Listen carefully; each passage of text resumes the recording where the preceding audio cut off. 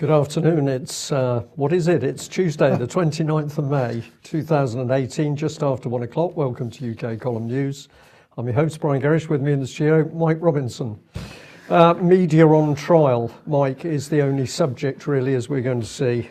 Yes, media on trial. So here are the speakers at the event, which did take place on Sunday.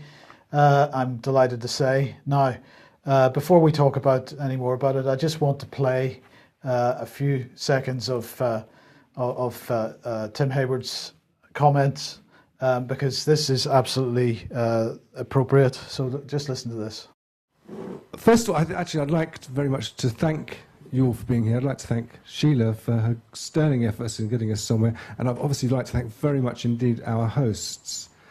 It's very heartwarming and encouraging that although Leeds Council couldn't find a space for us, wouldn't find a space for us, this Islamic community here gave us this land to talk to you on, and I'm really very appreciative of that, as I think all of us are.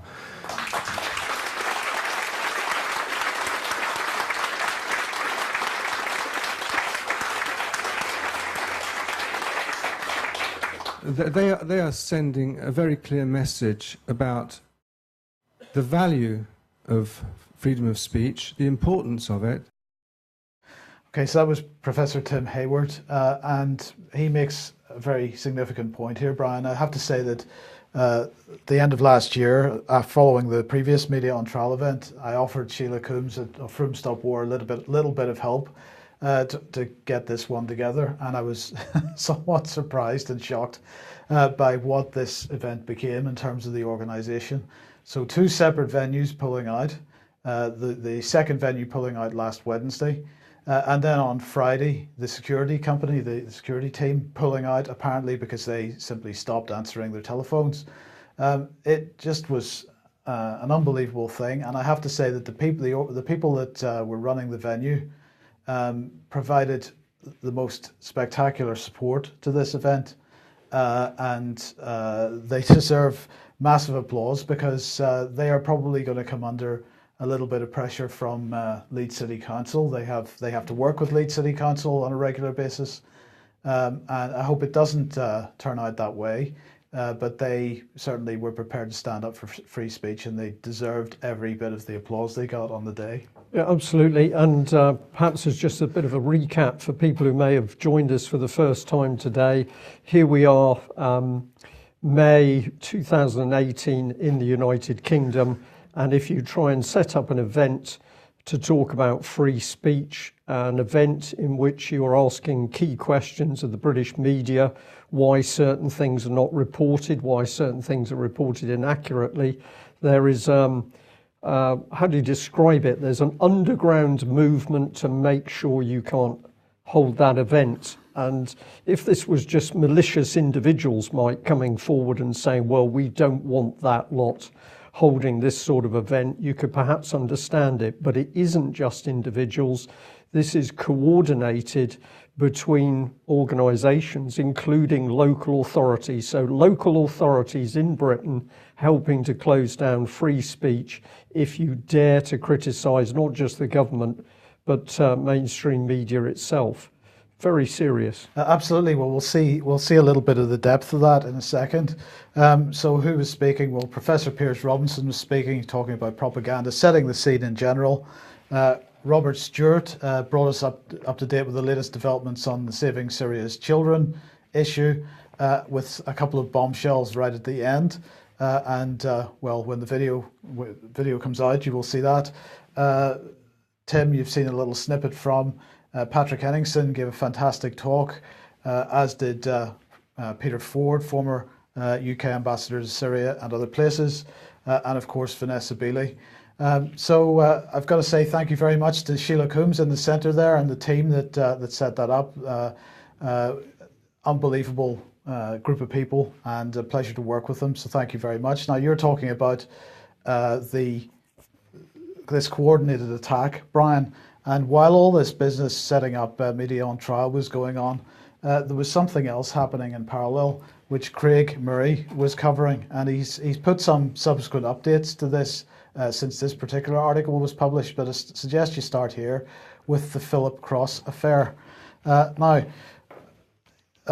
Craig Murray says that 133,612 edits to Wikipedia have been made in the name of Philip Cross over 14 years.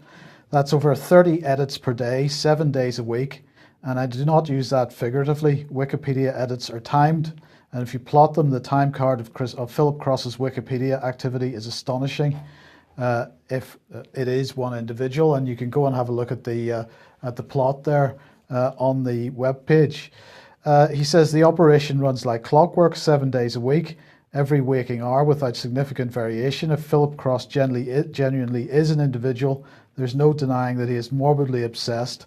I'm no psychiatrist, but in my entirely inexpert eyes, this looks like the behaviour of a deranged psychotic with no regular social activities outside the home, no job, or an incredibly tolerant boss, living his life through a screen.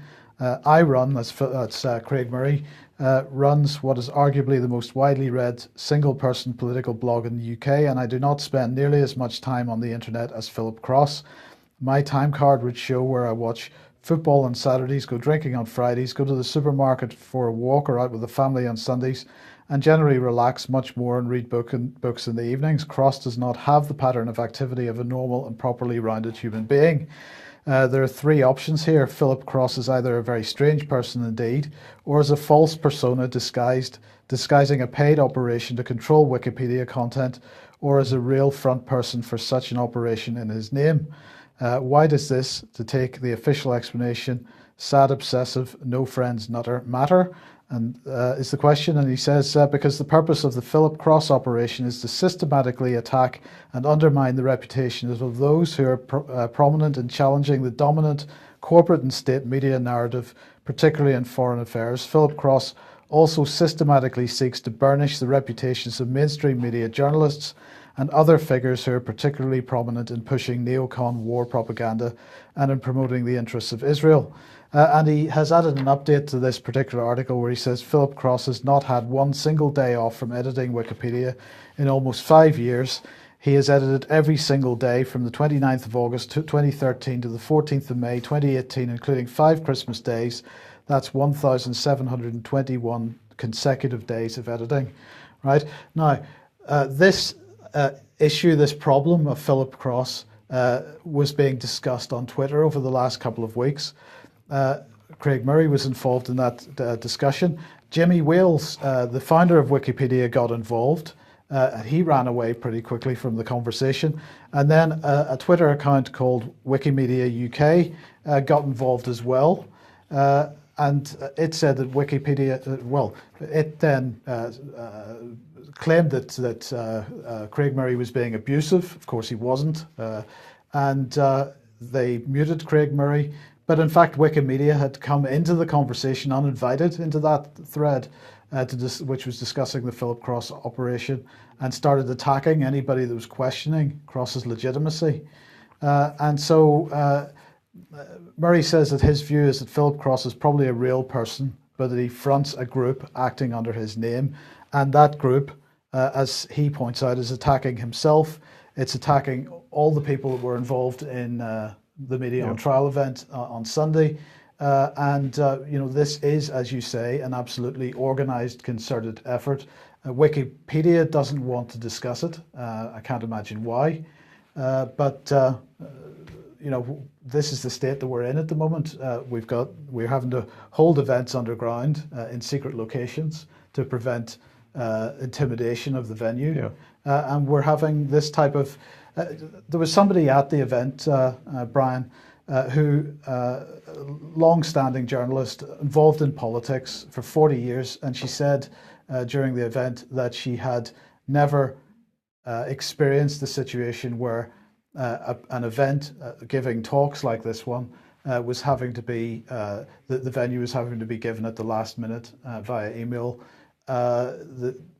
It's like setting up a rave, really, which of course at that time was an illegal activity. You could say that, Mike, but my brain goes back to Cold War days, and it goes back to East Germany. This is the sorts of things people had to do if they were going to have any discussion which could be interpreted as being critical of the government, had to be done in secret. People had to be vetted before they could be invited. And we have the same situation now, which is clearly the situation in UK. This is what it is, and that hasn't arisen as an accident. This is a result of deliberate policy, which has come in across all three parties. So we have now the movement of the UK towards a Soviet-style communitarian sort of state. This is what it's about. And I'll just add that from a personal point of view, I was always fascinated how, when I started to speak out about the charity, the political charity Common Purpose, and what it was actually doing in society, and I was producing documentary evidence to support what I was saying, I also witnessed this attack on me building up over the internet, Wikipedia part of it. And you haven't got time to go back in to try and see everything that's being said and to edit it out. But I know that several years ago, I came to the conclusion that this must be part of an organised operation instead of one individual who perhaps takes a dislike to you. Well, the timing of Media on Trial, absolutely perfect. This morning, when I have a look at the BBC website, what do I see? But essentially press frenzy over the Skripals. So the BBC involved, but every other newspaper. And suddenly it's Skripal. So UK column pointed out they disappeared. That situation was true for about a week, I think. And then we had comment in the so-called mainstream press and media. And now that has really grown. So let's come in and see what we're looking at. A little bit of a reminder. But we've got the BBC here going back to the 12th of March. Russian spy, what are nerve agents and what do they do? So the BBC likes its graphics. So we had a nice diagram of the body with some of the symptoms: convulsions, loss of consciousness, coma, pupils constricted, shortness of breath, excessive fluid secretion, profuse sweating. And then it says death can occur by asphyxiation or cardiac arrest. So the BBC, very big on Russian-administered nerve agent Novichok. This is immensely dangerous stuff. It can kill you. And these were some of the additional comments. White eyes, pupils constricted, convulsions, drooling, in the worst cases, coma, respiratory failure and death. So we're not messing around here. This is extremely nasty stuff, and it's designed to kill in minute quantities because we're told it was pure military grade nerve agent Novichok. Well, the article also said this: if you've ever sprayed insect repellent at a fly, you might have seen it drop to the ground and lie on its back, legs twitching. This is the result of nerve agents taking hold. And pretty gross analogy, but of course, human beings will suffer exactly the same effects. These products were not made to simply incapacitate you and cause a few problems. They were designed to kill, and kill very, very quickly. That's why they're military grade.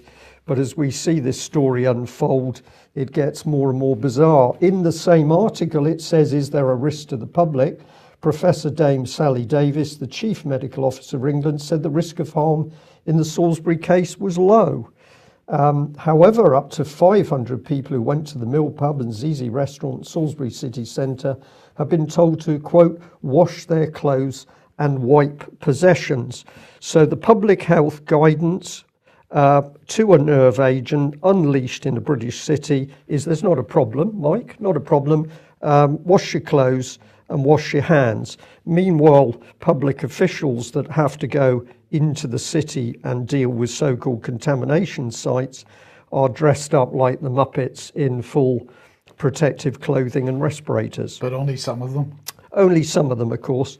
And as we've pointed out, none of the decontamination teams seem to go through any decontamination processes themselves. Well, let's have a look at what the BBC is talking about today. Here's the headline: Russian spy poisoning, how the Skripals were saved.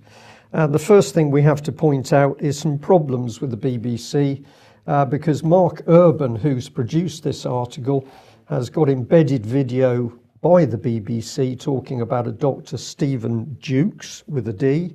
However, other BBC video now renames him to Stephen Jukes with a J. And I was intrigued to see that newspapers are reporting him as Stephen Jukes. So the BBC doesn't seem to be able to get basic names right. Didn't we have an article some time ago saying that if this type of mistake was made, it was likely to be evidence of the website being a fake news website? That's exactly what the BBC said, Mike. But of course, the BBC would probably say, well, we're allowed to make mistakes because we're the BBC and you can trust us. Yes. But I don't know whether we can trust the BBC on this one. So let's follow it through. Dr. Stephen Jukes, he said, we were dealing with the unknown. We were expecting them, the Skripals, not to survive. To which I think we can put in a question. How do we explain this miraculous recovery from alleged pure-grade military nerve agent Novichok? Because you're not supposed to survive from this stuff. So we'd like to know more details about how, when they were expected not to survive, they suddenly survived. But on it goes. He says, I believe that this situation was the first of its kind. I think we were all exceptionally surprised, pleasantly surprised to see the recovery happen, and at, quote, such a pace when it did begin to happen that I can't easily explain it. So that doctor, obviously very surprised at the speed at which these two got better. So let's ram the point home. Are we really to believe that the Skripals were badly poisoned with pure military-grade nerve agent, Novichok? Sorry, that should be Novichok. They were unconscious for a minimum of 2 weeks because the dialogue as to how long they were unconscious is not clear, and they needed full life support, and yet they recover at a pace this doctor can't explain. I'm allowed some spelling mistakes here, Mike, in this one, because of course the BBC can do it on a budget of 3.74 billion, of course. So Lorna Wilkinson here, she said, when policeman Nick Bailey was admitted with similar symptoms, there was real concern as to how big this could get. Have we just gone from having 2 index patients having something that actually could become all-consuming and involve many casualties? Because we really didn't know at that point. So why did the British government not call an emergency at this particular point and close down Salisbury? The first thing in any form of attack of this nature is you're going to try and contain it before you can deal with it. You've got to contain it. But the British government didn't call an emergency and start to contain the area at all. It was all done piecemeal. But this lady very early on says that there was grave concerns that we could involve many casualties. So BBC simply not asking these questions. Their video goes on and they interview the senior sister who was one of the staff who was involved very early on. She says that Yulia and Sergei were admitted. We were led to believe they'd taken an overdose, so there was no mention of nerve agent poison. They were needing support with their breathing, with their cardiovascular system. I was just going to say that is an interesting statement, because we did find a report in a medical journal, a medical news website, an official medical news website, that what the hospital had said was that there had been a major incident involving fentanyl, which of course is an opiate, a sort of artificial version of heroin. So this seems to tie in with that report, because she's suggesting they initially thought it was an overdose. It was an overdose, yeah. Well, of course, the thing that goes with it, if they thought it was an overdose, what they clearly weren't doing was protecting themselves against a nerve agent. So how many members of staff came into contact with these patients? What happened to bodily fluids? There's all sorts of questions, BBC not going near.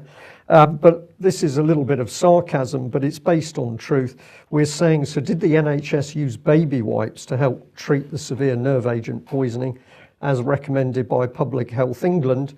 And if you think that we are using pure humour here. We're not, because this is the Public Health England report, and in it they said, well, to the public, if you're worried, you should use baby wipes. Yes. So there's something absolutely not right, and the BBC is not going near it. The BBC, of course, was very big on the dangers, and so in this particular article they're saying that the nerve agent does not evaporate or disappear over time, and intense cleaning with caustic chemicals is required to get rid of it. So that's what the BBC said at the time. Let's come back to Dame Sally Claire Davies, the Chief Medical Officer. She said the risk to the public from the nerve agent is low. There could be a risk from prolonged long-term exposure to the skin. Wash your clothes in a washing machine with a regular detergent. But the thing about a nerve agent, Mike, and the military all trained in this, is that you get it on your skin, you're in trouble. That's now, that's not in 2 months' time. So the BBC has been part of the misleading media around this whole case. I've said at the top, why is there confusion? Because the story itself is a lie, seems to be the best interest on this. So where do we go? Back into the BBC video. I did have concerns because obviously when they first came in, there was no indication of the fact it was a nerve agent, and therefore we took our normal protection when any patient comes in, and would therefore not at that point have taken any extra precautions in terms of protecting ourselves. So we're to believe that a policeman touches these individuals, touches their clothes, touches them, gets bodily fluids on him, he's cross-contaminated, and yet when these 3 individuals come into the NHS, although the NHS are not protecting themselves against nerve agents, nobody gets cross-contaminated. How does this happen? Back to the pictures of the fact that to be safe, apparently you need to be dressed in these suits. And we'll just put the question in again. If the NHS staff were protected by their normal uniforms, paper masks, having a bad day with the typos, and gloves, that should be, why was it necessary for teams in Salisbury to use full personal protection, including respirators? So we can keep asking this question, and we're not getting the answers.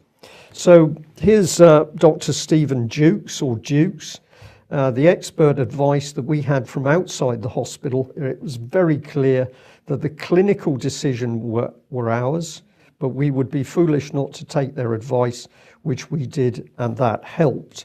So I think we have to ask here, what was the advice that achieved an unexplained speedy recovery, and who provided that advice? We're not told. We've then got a little bit of emotive stuff here, I think, from this doctor. He says that he first knew about the fact that it was a so-called spy case at 6 o'clock in the morning on the Monday, so that effectively the next day. He said to camera, anyone who is critically ill who wakes up in a hospital with 2 weeks of their life or 3 weeks or 4 weeks of their life missing with no family or friends support, that's a very vulnerable place to find yourself in. We asked, what's the point of this statement? Was it to help create public empathy and sympathy for the Skripals? I think it was, and that would help firm the government line in people's minds. So I'm not sure what the BBC is up to. They have some comment from this lady, Dr. Christine Blanchard, the medical director. They say to her, is it fair to say that people who have been exposed to that kind of poisoning will be in need of long-term assistance medically? She says, I think the honest answer is we don't know. We have a total world experience of treating 3 people with Novichok poisoning. I think it's safe to say that we're still learning. But they've already demonstrated that they've been able to achieve a miraculous recovery with their treatment. So they must know something about it. I just do not understand this, Mike. It doesn't add up. And if we just finish off, this was the Mail reporting. Doctors say the future uncertain. So they make a miraculous speedy recovery, but we don't know what the prognosis is. No evidence has yet been provided that the agent was Novichok. We're talking about Novichok, but no evidence has yet been provided, and no evidence has been provided that the Russians were behind the attack. So it just goes on with this media spin, half-truths, conjecture, inconsistencies, lies. What took place, we don't know, but I think what we can say is that if the solution is soap and water and baby wipes, this was not a chemical, a weapons-grade nerve agent. And who would produce the story? Well, here's Mark Urban, and of course he posted early this morning, have a look at my article and the video, and I thought it was appropriate just to get onto his Twitter page and say, I don't quite understand what you're doing here because your story is full of holes. And several other people had already posted replies back to him.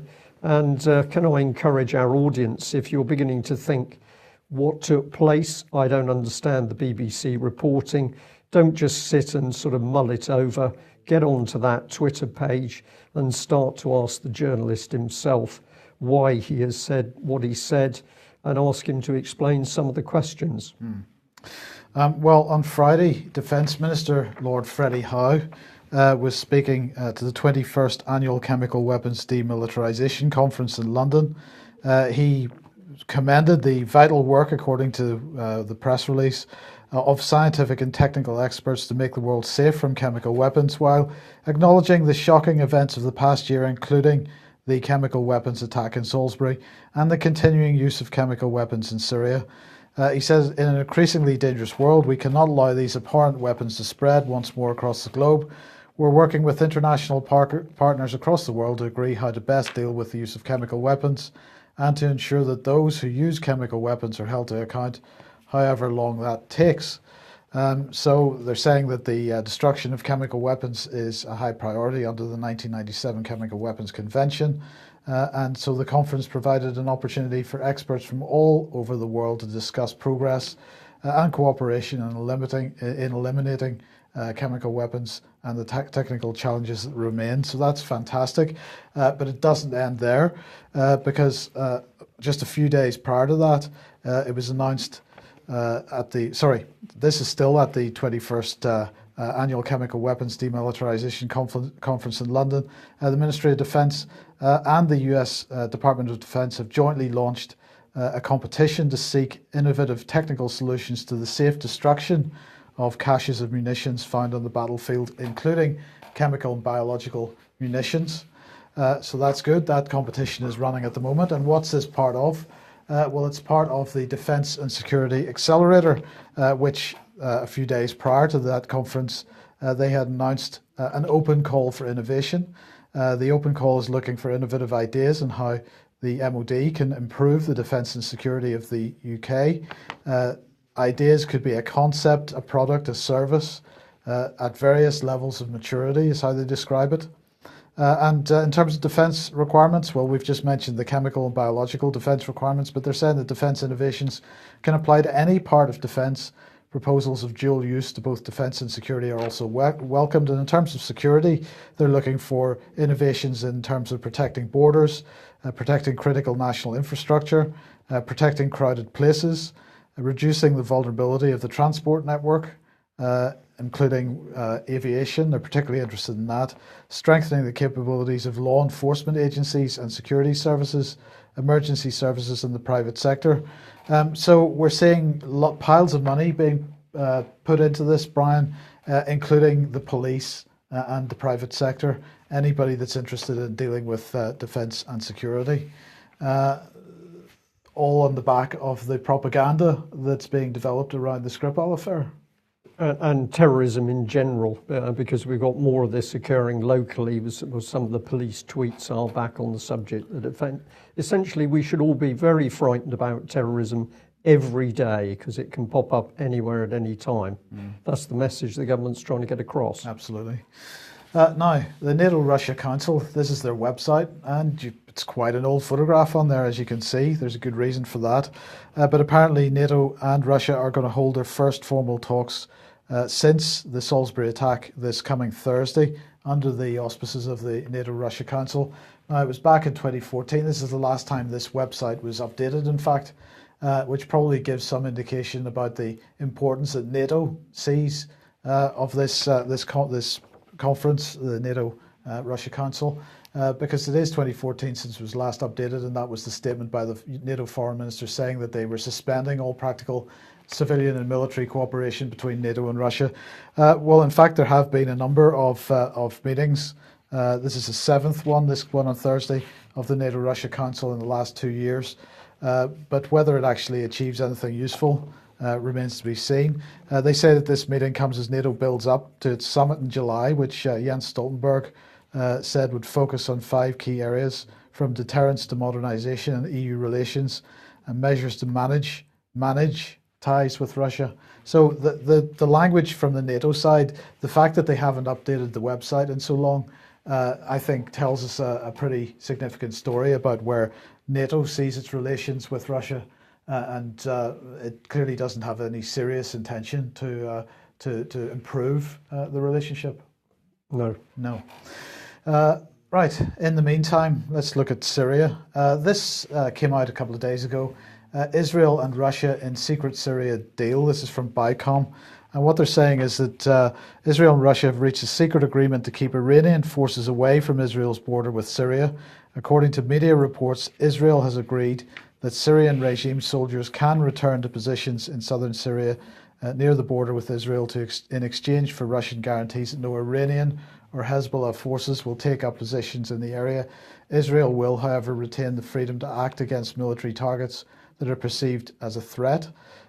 Israel Channel 2 News quoted an Israeli diplomatic source who called the agreement a breakthrough and said that Israel has to ensure its own security. So the source of this seems to be Israel diplomats.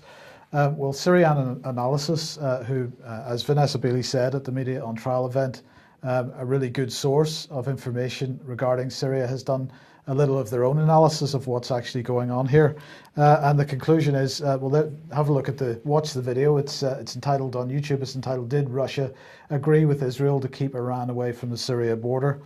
And I think the conclusion that they have come to is that this report has come from Israel, that there is probably an agreement between Russia and Syria, but that agreement has been spun. It's not an agreement with Israel. It's an agreement between Russia and Syria that perhaps it's sensible to keep Iranian forces away from the border.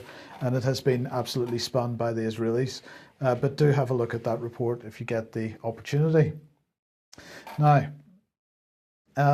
Times today reporting that the United Nations knew of sex for food scandal at top charities. This is the so-called scandal. Would you call it a scandal? I don't think scandal's really the right word, is it? I think it's a lot more than a scandal because of the scale of it, Mike. But yes, take your point. Absolutely. So this report saying that more than a dozen international aid organisations are implicated in a sex for food scandal documented by an official United Nations report that has never been published.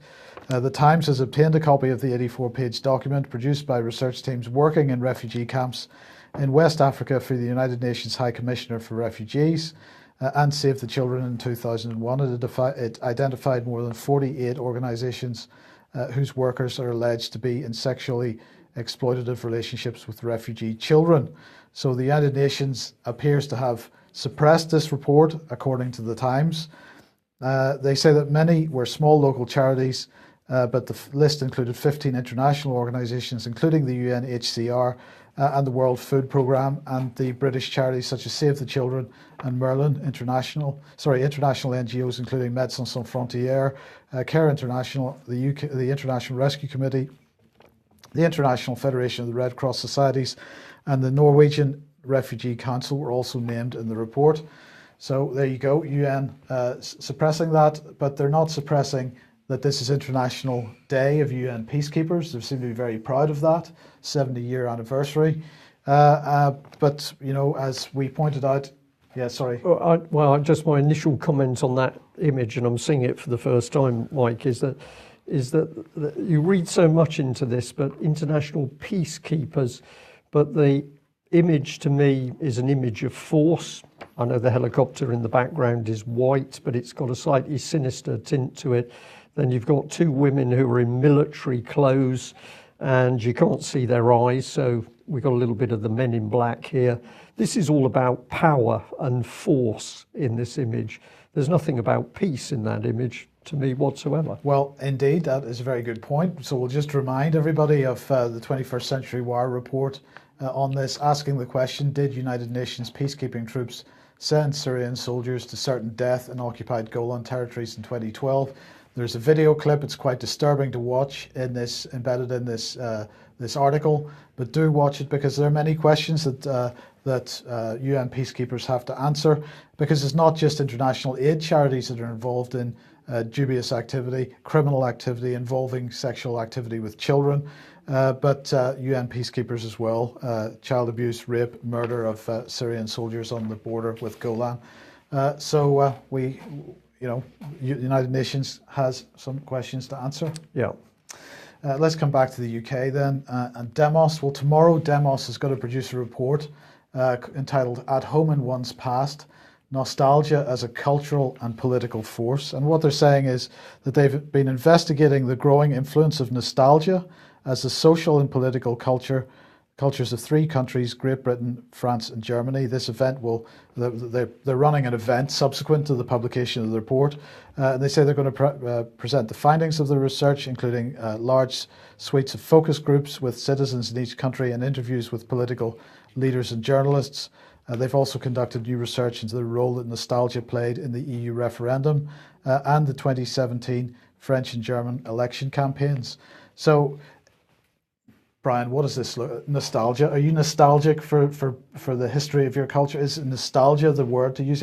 What they're implying is that anybody that looks back at the history of British or French or German countries or the culture, that they are in some way they're being nostalgic. It's the past and the history of the country is something that really you don't need to worry about. Just throw it away because it's just something which is, you know, emotional. It's not real. Well, this is total change agenda, because if you're going to push the change agenda, which Demos wants to, we have to change society to fit the Demos required mould. You've got to get rid of the foundation stone, which is the past, how things used to be, what your identity is, what your culture is. So this is Demos at its dirtiest. And remember, it's the same Demos that felt it needed to go into schools to help train children as to what sort of news they should be watching. Well, let's come back to the BBC on that note. And this was pointed out to me at the end of last week, but we didn't manage to include it at the time. So a BBC article on Harvey Weinstein, charged with rape following New York arrest. If we have a look at some of the reports here, it says, the hashtag #MeToo campaign against sexual harassment and abuse swept through Hollywood last autumn in the wake of accusations against Mr. Weinstein. The movement was prompted by an invitation from actress Alicia Milano on Twitter, asking those who'd been sexually harassed or assaulted to reply "Me Too." She received 500,000 responses in 24 hours.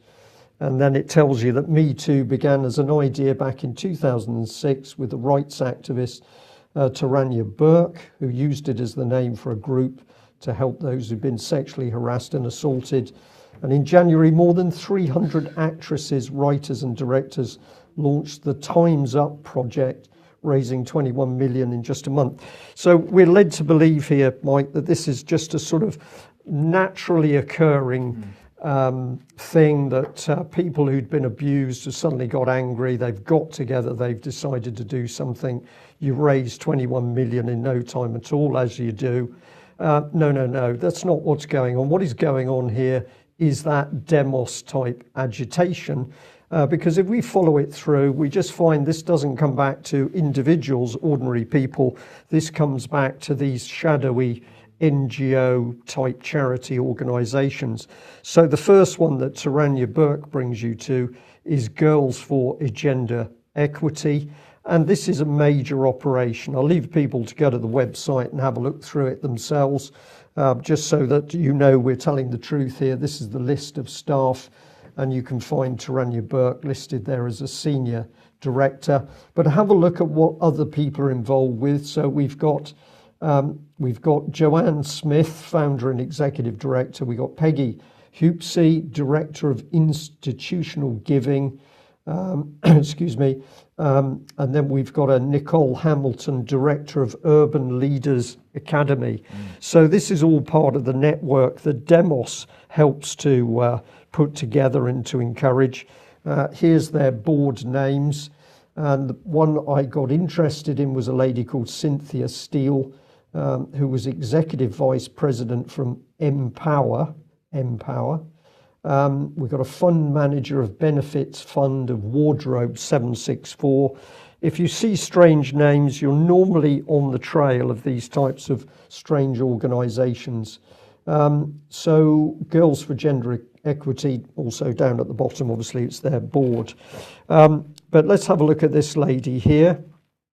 This brings us across into this one, which is Financial Times Outstanding. It says that Outstanding was founded to prove that LGBT plus executives could be visible, safe and successful in business, but our employees don't stop being who they are when they walk out of their office door. So we've now got the media, the BBC, coming back to its own kind. Financial Times here, pushing this role model forward. And it says in this section of the website that they've taken the difficult decision to remove Josh Rivers from the Outstanding Future Leaders list. It says inclusion in the Outstanding list is won by those that work consistently to promote inclusive attitudes. While there is no doubt that Josh has dedicated his recent life to doing this, his historical actions are the antithesis of what we stand for. We've taken this decisive action to send a clear message that any kind of hateful, and on it goes. So he's been a naughty boy. Josh has been a naughty boy. He's now excluded from this organisation. So if you don't follow the party line, you get excluded. And who was Suki Sandhu waxing lyrical? Well, this is his Twitter page. Encourage you to go and have a look at it. He, at the moment, is working to help the LGBT movement move into the Muslim community. But he's set himself up to judge other people. If you don't get the standards right, then you're going to be pushed out of this NGO club. And I'm going to say, I think this is exceptionally dangerous because it basically says you can't have an individual viewpoint not approved. You're going to be ostracized, I think is the correct word. Okay, we'll leave it there. Thank you very much for joining us. We will be back at the same time tomorrow. If you're not a subscriber to UK Column, perhaps you consider taking out a subscription. We can only do what we do with your financial support. Thanks for joining us. Bye-bye.